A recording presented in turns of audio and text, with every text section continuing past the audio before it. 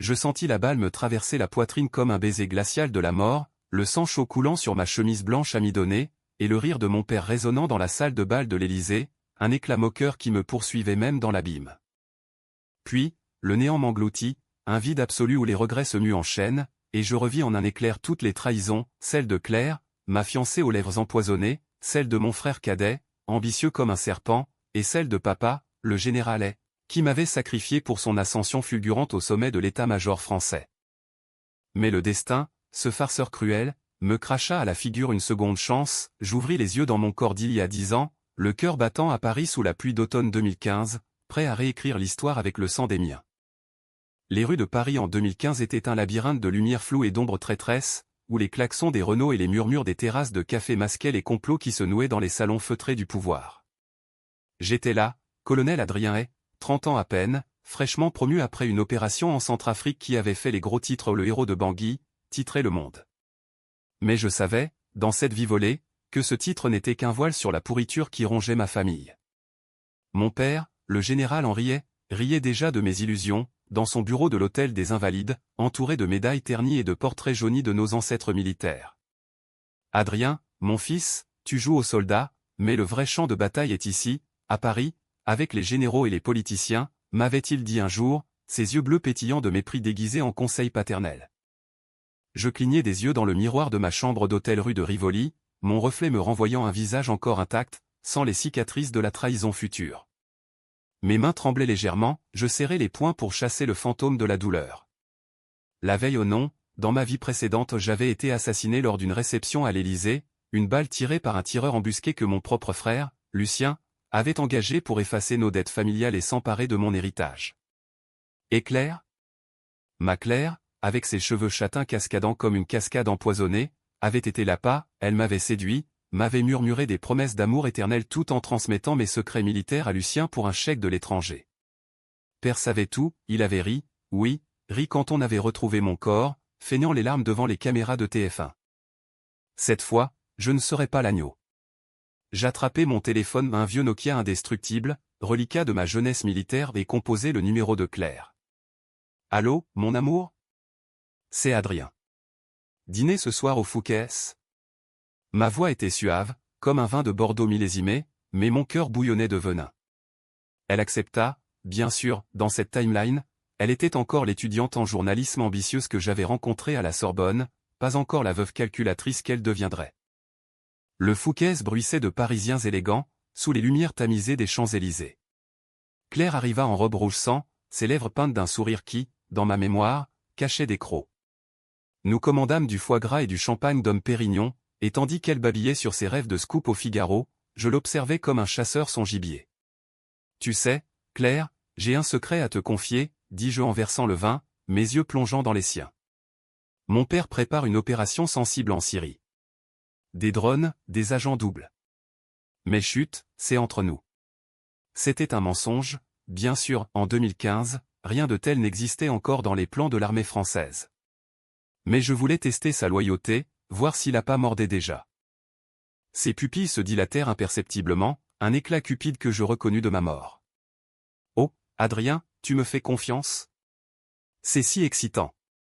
Elle posa sa main sur la mienne, ses ongles vernis rouges griffant légèrement ma peau. Je souris, feignant l'ivresse amoureuse, mais intérieurement, je notais chaque détail, le numéro de son téléphone gravé dans mon esprit, les amis qu'elle mentionna dont un certain consultant en sécurité nommé Karim, que je savais être le contact de Lucien. La nuit se termina dans ma chambre, nos corps entrelacés dans une étreinte passionnée, mais pour moi, c'était le premier pas d'une danse macabre.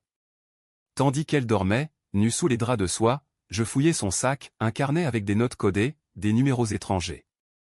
Le poison était déjà là, tapi.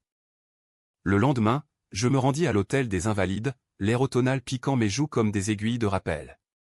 Père m'attendait dans son bureau, une pièce imprégnée d'odeur de tabac froid et de cirage pour bottes. Il était assis derrière son mahogany massif, moustache grise impeccablement taillée, uniforme constellé d'étoiles. Adrien. Mon garçon, entre.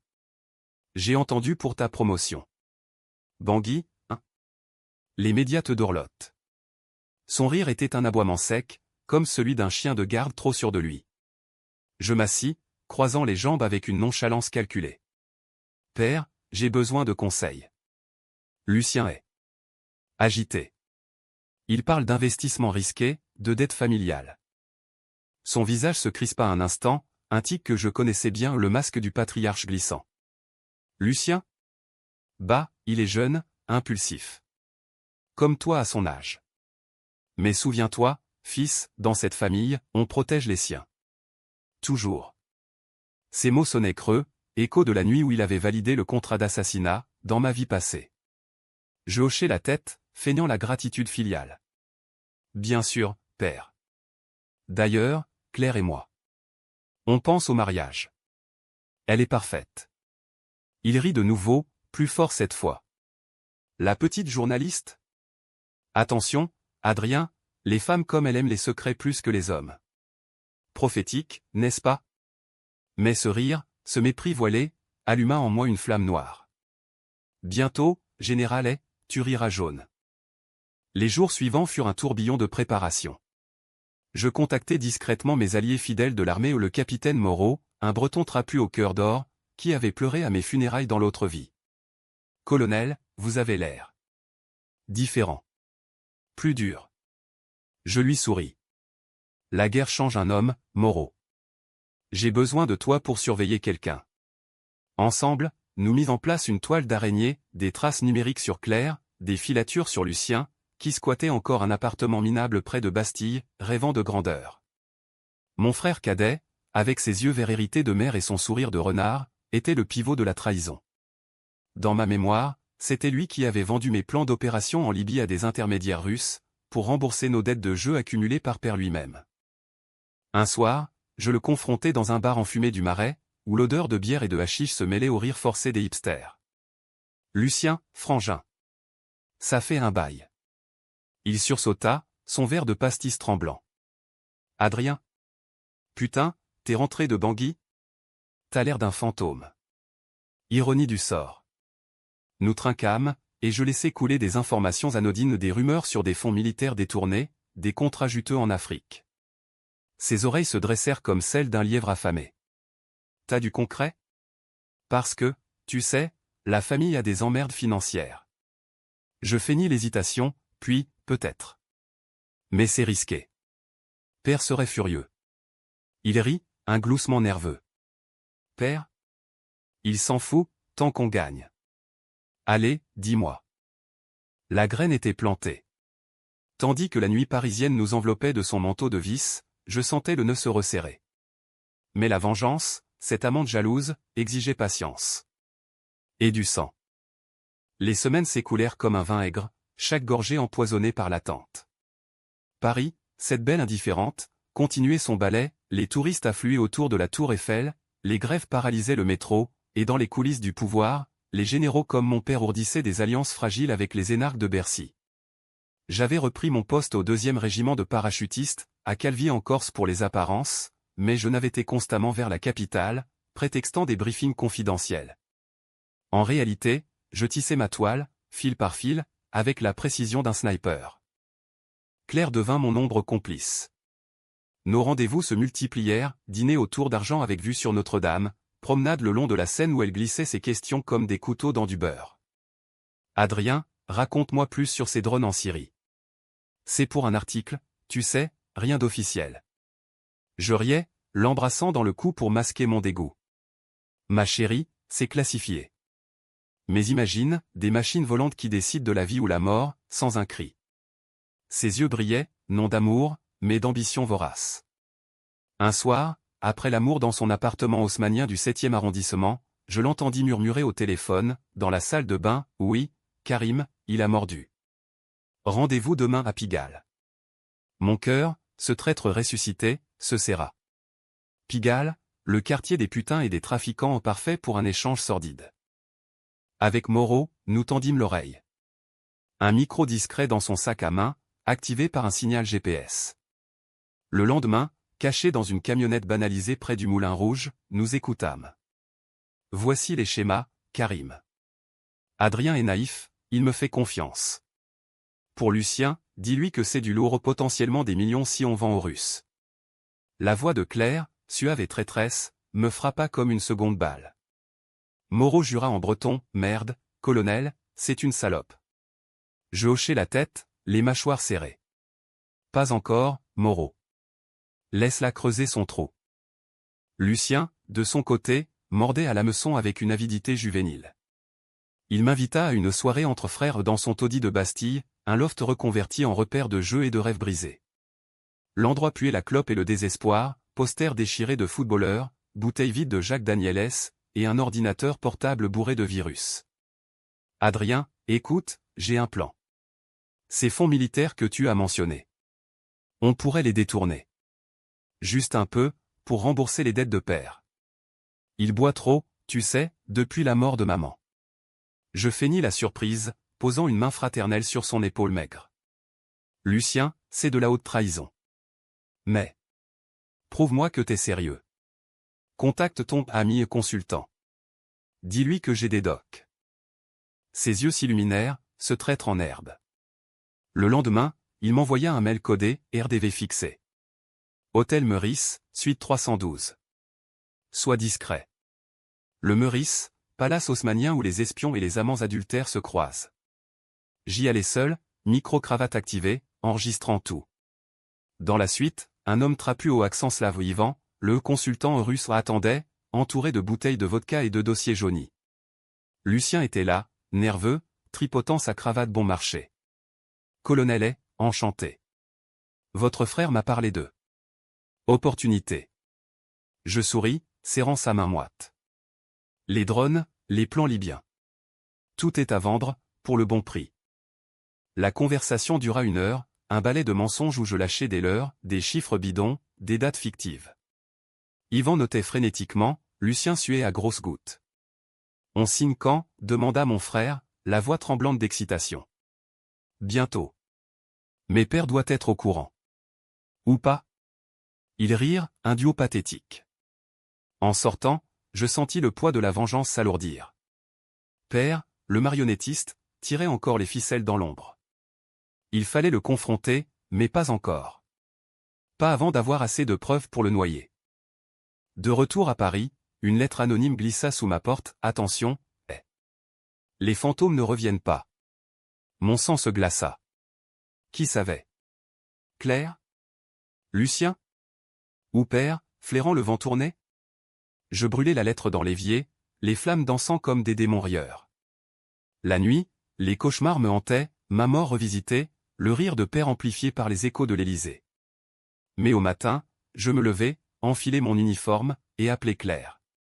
Partons en week-end à Deauville. Juste nous. Elle accepta, ravie.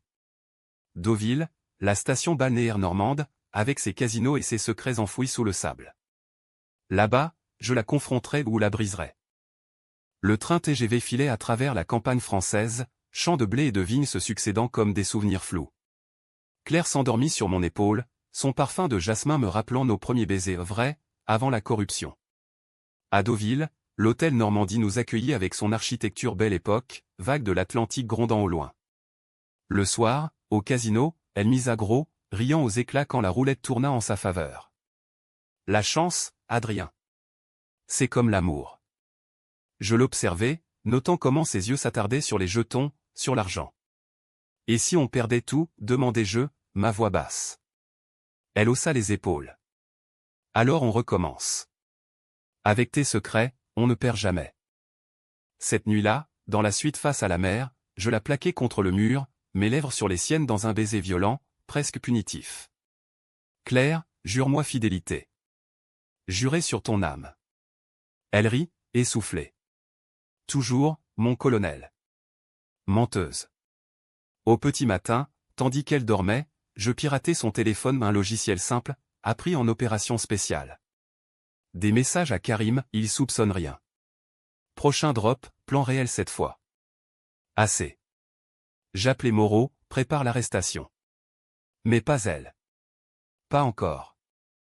Le retour à Paris fut tendu, l'air chargé d'orage. Père m'avait convoqué, urgence, disait le SMS. À l'invalide, il arpentait son bureau comme un lion en cage. Adrien, des rumeurs circulent. Des fuites sur des OPS en Afrique. Et Lucien.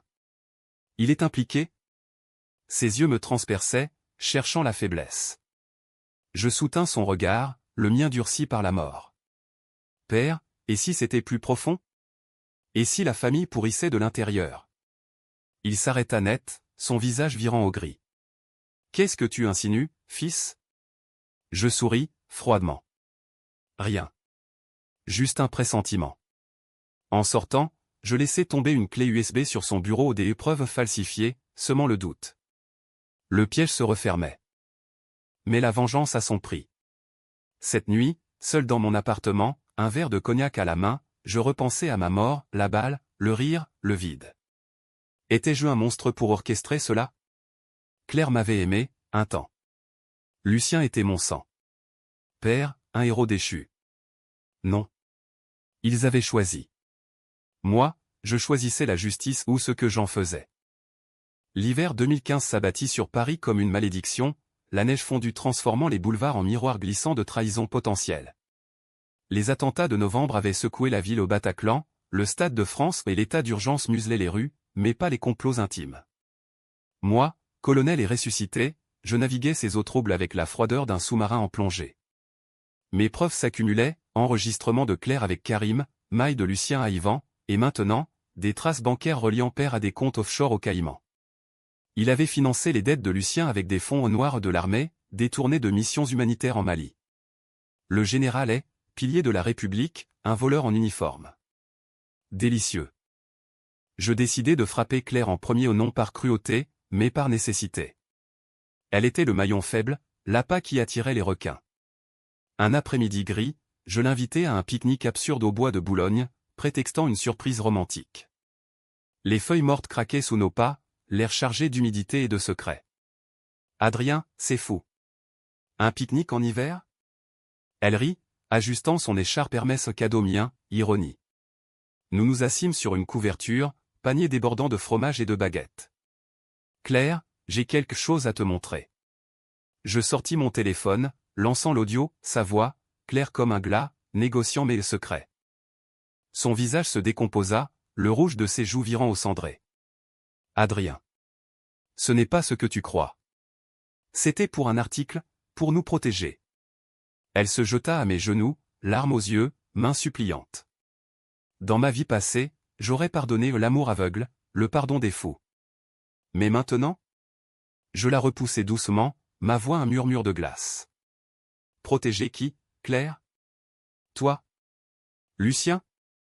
Ou les Russes qui paient rubis sur l'ongle? Elle balbutia, puis explosa, ton frère m'a promis la lune. Et ton père? Il savait, il a approuvé. Pour l'héritage, pour effacer les dettes. Tu n'étais qu'un obstacle, Adrien. Un héros trop honnête. Ces mots me transpercèrent, confirmant l'horreur. Je me levai, la dominant de toute ma hauteur. Tu sais ce qu'on fait aux traîtres en temps de guerre? Elle recula, trébuchant sur une racine. Adrien, pitié. Je t'aime encore. Mensonge. Je sortis mon arme de service, un SIG Sauer luisant sous la lumière pâle. Pas pour la tuer au pas comme ça. Appelle Karim. Dis-lui que c'est fini. Ou je tire, et ton bel article titre sur ton cadavre au bois. Tremblante, elle obéit, sa voix brisée au téléphone, Karim, on arrête. Tout. Je pris l'appareil, ajoutant, et dis à Yvan que le deal est mort. Sinon, la DGS vous trouve, où que vous soyez. Clic et silence. Elle pleura, effondrée, mais je n'eus aucune pitié. Pas, Claire. Et n'oublie pas, les fantômes reviennent toujours. Elle s'enfuit, silhouette rouge fuyant dans le brouillard, et je restai là, le poids du pistolet dans ma main me rappelant que la vengeance corrompt autant que la trahison. Était-ce justice, ou vengeance personnelle? Paris, indifférente, continuait son ronron. Prochain, Lucien. Mon frère rentra de voyage d'affaires en réalité, un week-end à Monaco pour dilapider plus d'argent. Je l'attendis chez lui, dans l'ombre de son loft, une bouteille de whisky à la main. Quand il entra, titubant, je l'allumai, lumière crue, enregistrement projeté sur son écran plat. Frangin. Bienvenue au spectacle. Il blêmit, s'effondrant sur le canapé râpé. Adrien. Putain, qu'est-ce que... Les mails, les appels, sa voix vendant mon âme pour des billets. Tu m'as tué, Lucien. Dans une autre vie, tu m'as fait tirer dessus comme un chien. Il rit nerveusement, puis, t'es fou? Une autre vie? Écoute, c'était pour la famille. Père a dit que tu étais trop rigide, que tu ruinerais tout avec ton honneur à la con. Père, encore. Le marionnettiste. Je m'approchai, le soulevant par le col. Rigide? J'ai saigné pour ce pays, pour vous. Et toi, tu vends aux Russes pour rembourser tes dettes de poker? Il cracha, et alors? T'es pas mieux, avec tes OPS sales en Afrique. On est tous des monstres, Adrien. Vrai, peut-être. Mais je le lâchai, lui jetant une enveloppe, tes preuves. Va voir père. Avoue tout. Ou je le fais, et tu finis en tôle à Fleury-Mérogis. Il partit, brisé, promettant le silence. Mais je savais, il irait geindre chez père, allumant la mèche. Le climax approchait. Père m'appela cette nuit-là, voix rauque, Adrien, viens. Immédiatement. L'Invalide, minuit. La cour pavée luisait sous la lune, statues de maréchaux veillant comme des juges muets. Il m'attendait dans son bureau, Lucien prostré dans un coin, Claire absente fuyarde. Fils, qu'as-tu fait? Lucien m'a tout dit. C'est. Écoute.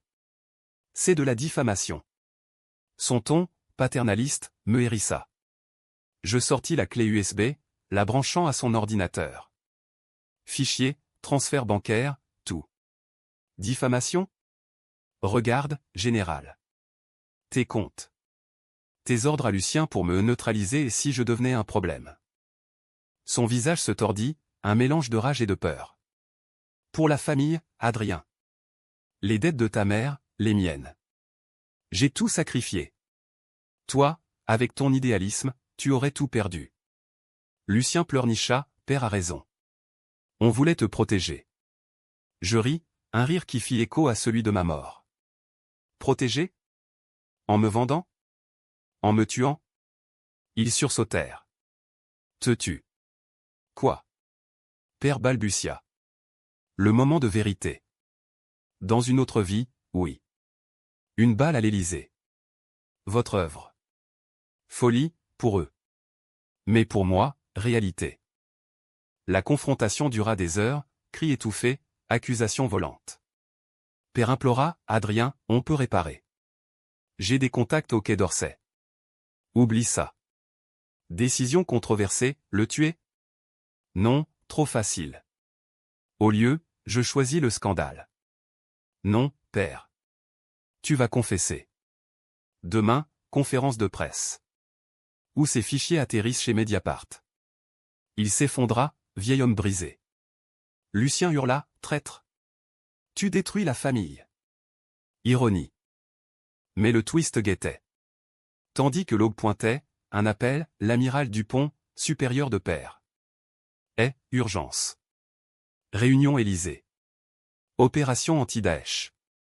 Ironie cosmique, mon histoire de drone syrien, le leur, était devenue réelle. Père, sentant l'occasion, me supplia, aide-nous, fils. Sauve-nous. Tentation. La vengeance, ou le devoir? Le palais de l'Élysée, ce sanctuaire du pouvoir français, m'accueillit comme un amant perfide, dorures impériales contrastant avec les couloirs froids où se nouent les destinées. C'était décembre 2015, l'odeur de la peur post-attentat imprégnant l'air, et moi, colonel et le ressuscité, j'y entrais avec le poids de 10 ans de rancune sur les épaules. Père marchait à mes côtés, raide dans son uniforme, Lucien laissé en retrait comme un chien battu. Adrien, écoute-moi une dernière fois, murmura-t-il dans l'escalier de marbre. Si tu parles, c'est la ruine. Mais si tu joues le jeu, on efface tout. Pour la France. Ces mots, un mélange de supplication et de manipulation, me firent grincer des dents. La France? Où sa peau? La salle de crise était un bunker high-tech, écran plasma diffusant des flux de drones au-dessus de Raqqa, généraux en civil sirotant du café serré, et au centre, le président en personne, silhouette élancée sous les lustres baccarat. Messieurs, au rapport, lança-t-il, voix nasillarde d'énarque. L'amiral Dupont, barbu comme un corsaire moderne, présenta le plan, frappe chirurgicale contre un camp Daesh, impliquant mes expertises en parachutage. Père hocha la tête, vantant mes mérites, mon fils, le héros de Bangui, est irremplaçable. Mensonge pieux, dans ma tête, son rire résonnait encore. Je pris la parole, voix ferme, Monsieur le Président, le plan est solide, mais vulnérable. Agent double russe infiltré, fuite potentielle. Les yeux se tournèrent vers moi, murmure. Père pâlit, il savait que je visais. J'ajoutai, l'air de rien, certains généraux, même les plus loyaux, ont des dettes. Offshore. Silence de mort. Dupont fronça les sourcils, expliquez-vous, colonel. Le moment. Je sortis une tablette, projection, pas tout, juste assez pour ébranler. Comptes anonymes, transfert suspect. Père bafouilla, c'est une calomnie. Mais le président, froid, ordonna, enquête immédiate. DGS sur le coup. Le chaos s'ensuivit, garde emmenant Père pour audition, Lucien arrêté à l'aube chez lui, Claire convoquée comme témoin. Elle craqua la première, déballant tout sous les néons de la DGSI, c'était pour l'argent. Le général m'a promis un poste au monde si je facilitais. Tragique, sa chute, de muse à moucharde. Moi? J'étais intouchable, héros du moment. Mais la vengeance a des ombres. Tandis que Père croupissait en cellule provisoire à la santé, il m'envoya une lettre, tu m'as tué, fils. Mais souviens-toi, le sang écoule en toi. Tu es mon monstre. Vrai. Chaque nuit, le doute me rongeait, étais-je meilleur qu'eux? La haute trahison éclata au grand jour. Le Figaro titra, Général est impliqué dans scandale d'espionnage russe. Les chaînes d'infos tournaient en boucle, débats enflammés sur CNews, où des experts hurlaient et complot contre l'armée, ou purification nécessaire. Paris bouillonnait, manifestation devant l'Assemblée, où des vétérans brandissaient des portraits de Père comme un martyr. Et moi, au centre, interviewé par France Inter, c'est pour protéger la République, madame. Mensonge poli, c'était pour mon fantôme. Mais le vrai test vint en janvier 2016. L'opération syrienne, rebaptisée l'éclair de vengeance dans un clin d'œil cruel du destin, me fut confiée. Colonel, vous menez l'assaut, ordonna Dupont, promu intérim. Sans parachutiste, drone français, frappe laser. Père, depuis sa cellule, envoya un message via avocat, échoue, et tu tombes avec moi. Menace vide, je partis pour un Incirlik, base turque, cœur serré. Claire m'appela une dernière fois, voix brisée, Adrien, pardonne-moi. J'étais faible. Je raccrochai sans un mot. Faiblesse? Non, malveillance. L'opération fut un bain de sang glorifié. Elle déployait dans la nuit syrienne, nous atterrîmes au cœur du désert, fusil crachant le feu sur des ombres encapuchonnées. Je menai la charge, balle par balle, revivant ma mort en écho, cris, explosions, le sable rouge de sang. Un sniper me visa au russe, tatouage de Karim sur l'épaule. Je l'abattis d'une rafale, son corps s'effondrant comme un pantin. Victoire, camp rasé, prisonniers extraits. À Paris, acclamation, médaille à l'Élysée, promotion au grade de général. Père, jugé entre-temps, hurla en audience, mon fils est un parricide. Il a tout inventé pour me briser. Le juge, impassible, preuves irréfutables, général. Peine, 20 ans. Lucien prit 20 aussi, pour complicité. Claire, 5 pour faux témoignage miséricorde, ou calcul. Elle m'écrivit de Fresnes, je porte ton enfant, Adrien. Notre secret. Twist. Un fils? Dans ma vie passée, ignoré, avorté peut-être. Rage et joie se mêlèrent. Le visitais-je? Non. Pas encore. La tension culmina lors de la remise de la Légion d'honneur. Sous les dorures, l'amiral Dupont épingla la rosette, respect au colonel, sauveur de la nation. Les flashs crépitèrent, et dans la foule, un fantôme, père, en civil, gracié partiellement pour service rendu, yeux injectés de haine. Il s'approcha, murmure, tu as gagné, fils. Mais le rire est à moi. Il rit, faiblement, et s'effondra aux crises cardiaques, dit le médecin. Mort sur le tapis rouge. Fin ironique. Ou pas. Car la nuit, seul, je sentis le vide. Vengeance accomplie, mais à quel prix? La France me célébrait, mais mon âme saignait. Le printemps 2016 fleurit sur Paris comme une ironie cruelle, les cerisiers du Luxembourg éclatant en rose tandis que les procès empoisonnaient l'air d'un scandale national. Moi, général Adrien et désormais, je déambulais les couloirs du pouvoir avec une médaille brûlante sur la poitrine, mais un cœur alourdi par des fantômes qui refusaient de se taire. Père était mort, crise cardiaque, ou poison du remords? Emporté dans une ambulance hurlante loin de l'Élysée, son dernier rire étouffé en gargouillis. Les journaux titrèrent fin tragique du traître, mais pour moi, c'était le point final d'un chapitre sanglant. Lucien pourrissait à Clairvaux, Claire a fleuri avec son secret grandissant dans le ventre. Et moi? Héros ou bourreau? Les jours post-scandale furent un tourbillon de décisions controversées. Le président, reconnaissant ma loyauté, me proposa un poste à Matignon, conseiller à la sécurité nationale. Vous avez nettoyé la maison. Aidez-nous à la rebâtir. J'acceptai, mais avec un agenda caché, traquer les ramifications russes, effacer les dernières traces de la toile familiale. Moreau, promu capitaine, devint mon bras droit, général, c'est risqué. Les ombres de votre père ont des amis haut placés. Vrai. Des généraux jaloux murmuraient parricide dans les messes, et une tentative d'intimidation arriva, voiture tamponnée rue du Faubourg Saint-Honoré, note sur le pare-brise, les haies ne meurent pas deux fois. Je ripostai avec finesse. Audits internes à l'état-major, fuite contrôlée à le canard enchaîné sur d'autres dettes. 3 colonels tombèrent, démission forcée. Paris, ville des Lumières, devint mon échiquier, dîner au Laser où je sondais des diplomates, nuit au Crazy Horse où des informateurs lâchaient des noms.